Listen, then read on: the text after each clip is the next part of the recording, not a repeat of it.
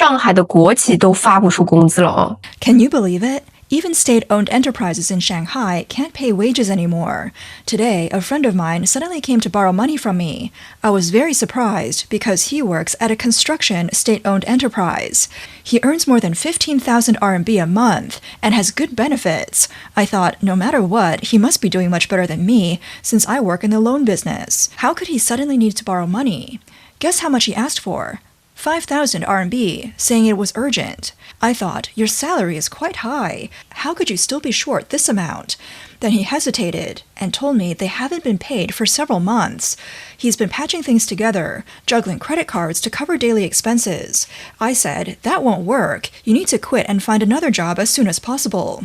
He said, so many people use connections to compete fiercely just to get into our company.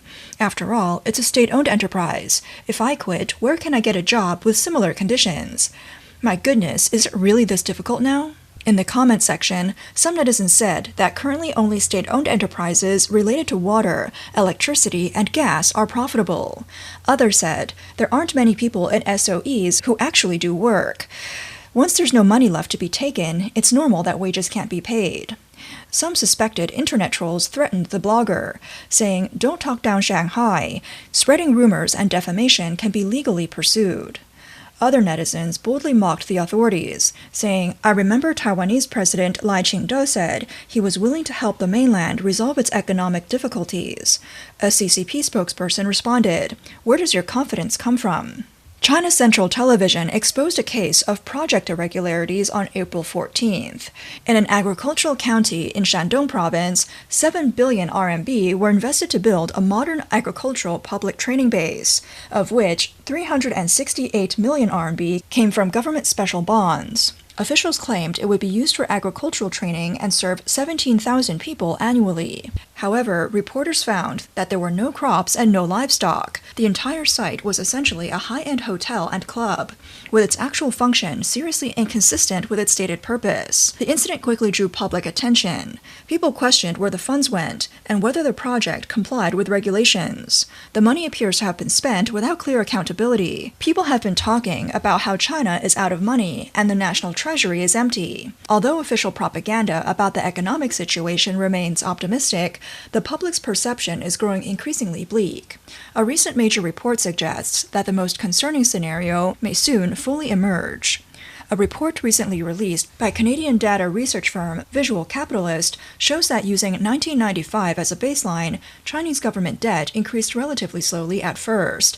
But after the 2008 financial crisis, the pace of increase accelerated significantly. In US dollar terms, in 2008, US government debt was $10.9 trillion, EU debt was $10.7 trillion, and CCP government debt was only $1.2 trillion. By 2025, US government debt had risen to $38.3 trillion.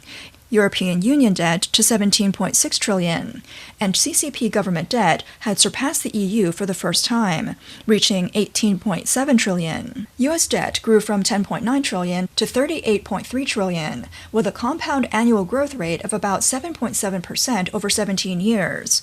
EU debt grew from $10.7 trillion to $17.6 trillion, with a compound annual growth rate of about 3%.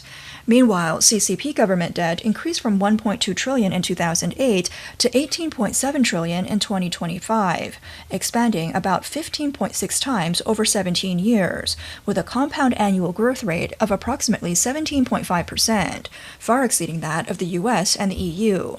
According to a budget report released by China's Ministry of Finance in March this year, by the end of 2025, the outstanding national debt was $5.78 trillion and local government debt was $7.68 trillion, totaling more than $13.5 trillion. The report noted that local government debt includes debt used to replace existing hidden debt, but did not fully incorporate all hidden debt into the $13.5 trillion figure. The report also shows that in 2026, the national debt ceiling is about $6.8 trillion, and the local government debt ceiling is about $8.9 trillion, with a combined limit of approximately $15.6 trillion.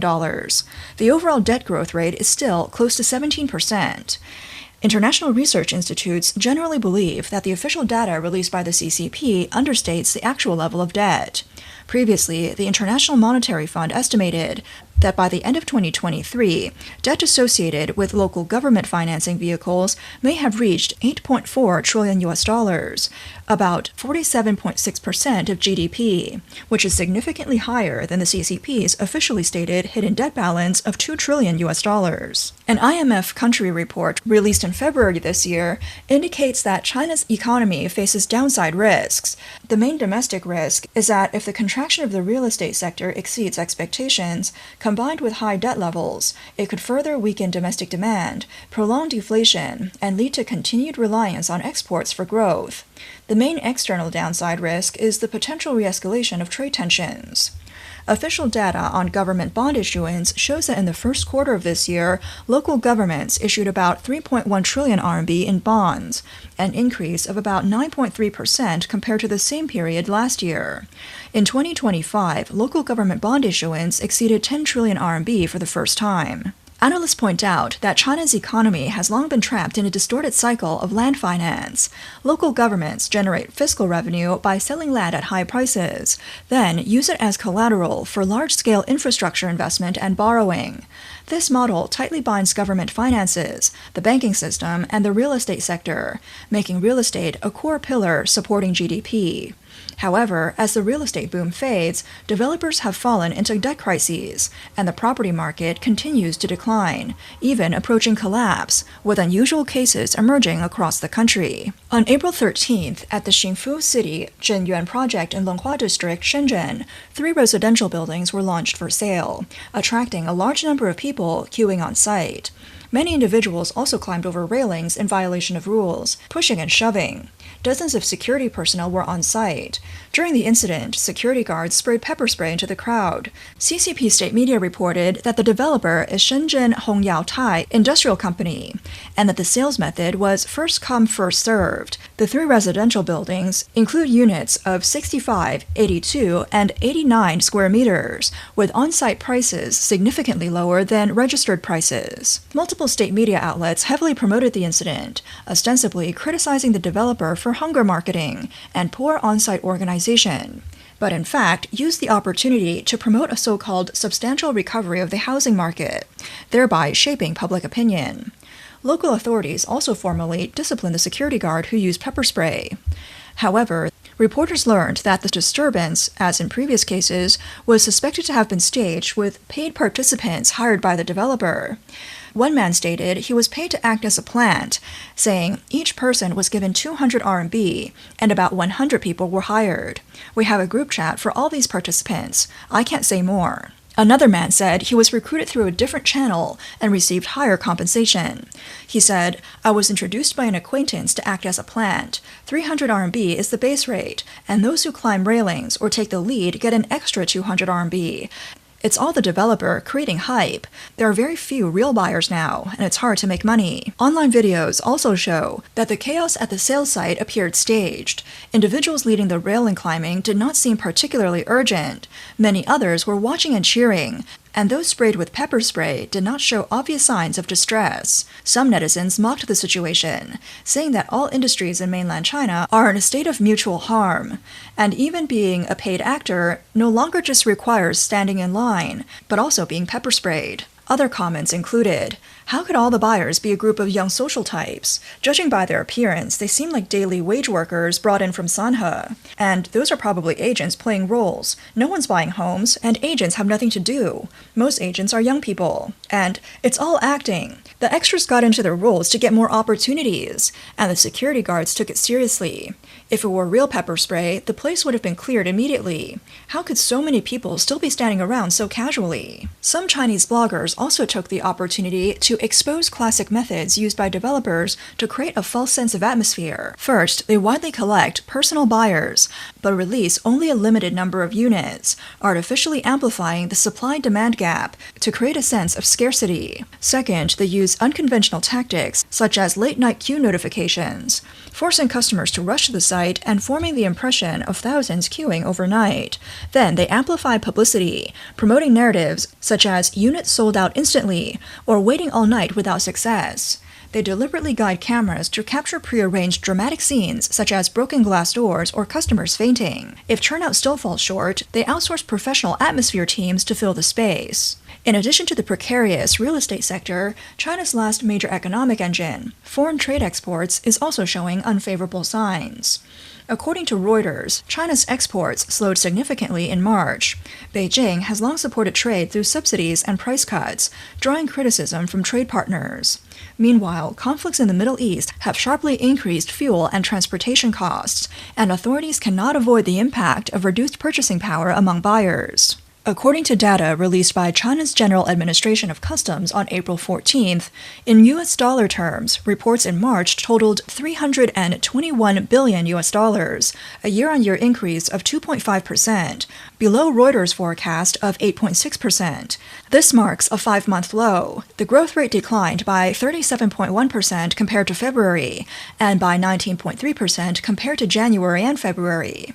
Imports reached $269.9 billion, up 27.8% year-on-year, exceeding expectations of 11.2% and reaching a 4-year high, increasing by 14% compared to February and by 8% compared to January-February. Data on key imported commodities shows that in dollar terms, crude oil import volumes in March decreased by 2.78% year-on-year, while natural gas imports decreased by 10.6% year-on-year. During the same period, the trade surplus was $51.1 billion, narrowed by 49.8% year-on-year, far below economists' expectations of $113 billion. This news has drawn attention from industry observers. Zhang Zhiwei, chief economist at Pinpoint Asset Management, stated that due to the difficulty of fully passing rising energy costs onto overseas consumers, China's trade surplus is likely to narrow this year. This year, reports of economic downturns leading to livelihood difficulties have increased significantly. Recently, a netizen posted on the Douyin platform expressing distress. 今年大家都穷成什么样呢？我愿意说说我吧。 How poor has everyone become this year? Let me talk about myself first. I was born in 1993 and am now 34 years old. Not to mention 1,000 RMB. I can't even come up with 500 RMB right now.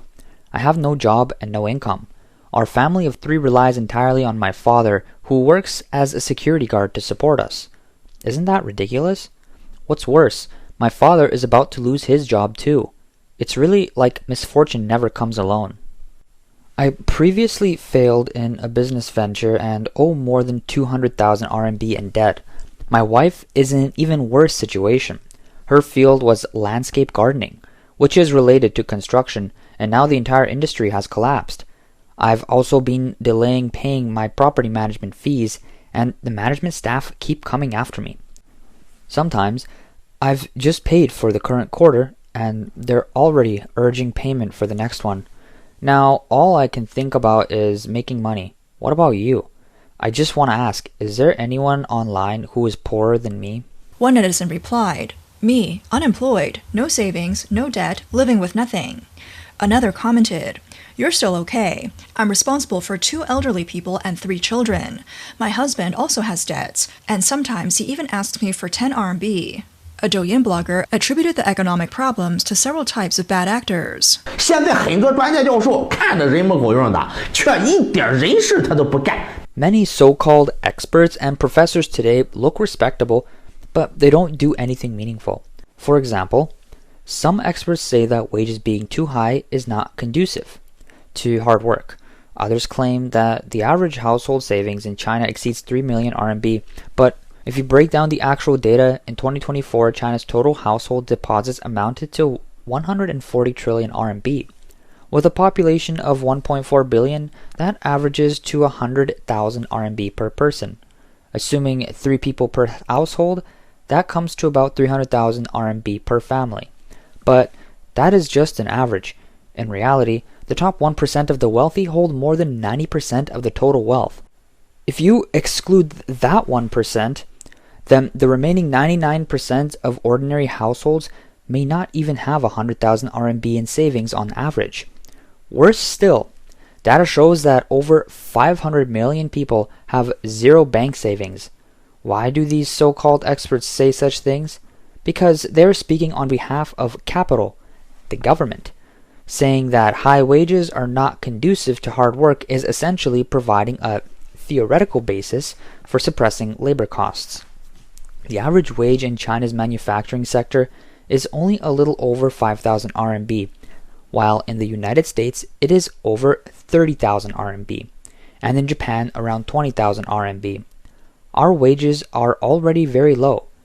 If they go any lower, domestic demand will completely collapse, and the economic cycle will no longer function. He stated that another type of bad actor is corrupt officials. In one province and city, a certain corrupt official embezzled tens of billions of RMB and was found to own more than 2,000 properties. From an economic loss perspective, what does 10 billion RMB mean? It could build 20,000 primary schools or allow 100,000 underprivileged students to complete university education. When such funds are misappropriated, it not only causes direct economic losses, but more importantly, results in the loss of multiplier effects. He added, if 10 billion RMB were invested in the public welfare, according to the multiplier effect, it could drive 30 to 50 billion RMB in GDP growth. But after being embezzled, the money either sits idle, hidden away, or is transferred overseas, contributing nothing to economic growth. More seriously, it leads to the collapse of confidence. When ordinary people see corrupt officials acting with impunity, who is still willing to work honestly? Who still believes that hard work leads to wealth? This collapse of confidence is even more dangerous than economic loss. It directly leads to a society where people give up. Speaking of corrupt officials, those in China, whether in number or scale of corruption, are unmatched globally. Let's take a look at a set of examples. Bai Tianhui, former general manager of China Huarong International Holdings Company, was sentenced to death in the first trial for embezzlement and bribery, involving more than 1.1 billion RMB. He appealed the original verdict, but it was upheld in the second trial. There is a detail here. When Bai Tianhui appeared in court during the first trial, he looked relaxed, as if he had not considered the outcome at all. By the second trial, his smile had disappeared. He believed that the amount he had taken was insignificant in China. Let's continue. The former party secretary and chairman of Aviation Industry Corporation of China, Tan Ruisong, was sentenced in his first trial to death with a 2-year reprieve. His embezzlement and bribery exceeded 700 million RMB.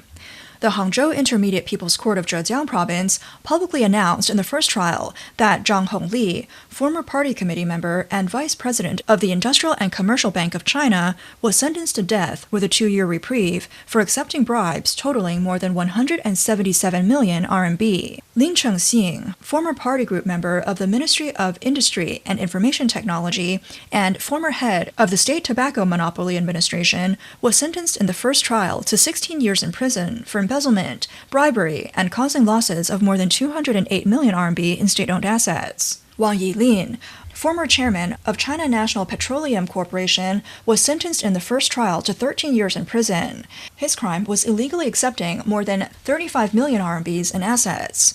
At this point, some may find it strange. Why do the amounts involved in corruption not correspond to the severity of the sentences?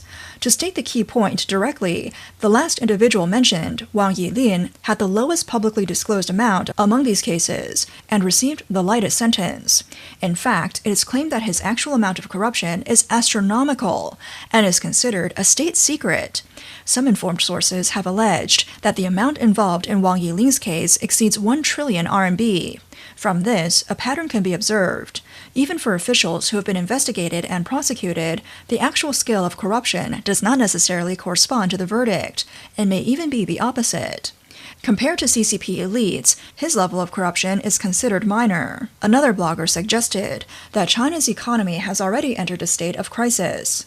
He stated that an economic crisis is not a mysterious market law, but a warning signal of imbalance. Its essence lies in unequal wealth distribution, rather than overproduction or cyclical market adjustments. Just as an imbalance in nutrient distribution in the human body leads to illness, excessive concentration of wealth in the economy results in insufficient purchasing power at the lower levels. Overproduction can be interpreted as the lower levels receiving too little.